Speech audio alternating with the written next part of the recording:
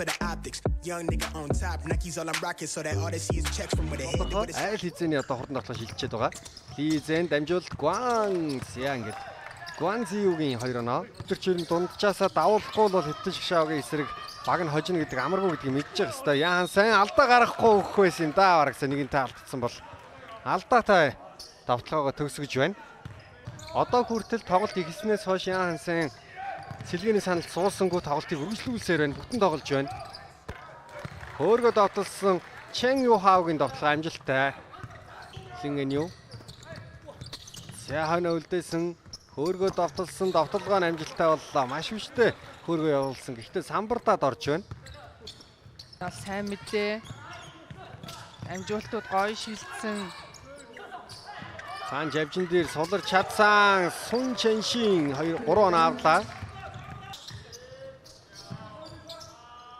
Залинген юу? Өөртөө итгэх итгэлээр нэмж гарч ирэх л ёстой доо. 3-аас шилдэлт амжилттай болсон. Зайтай болохоор хамгаалахад тун хэцүү байгаад байгаа.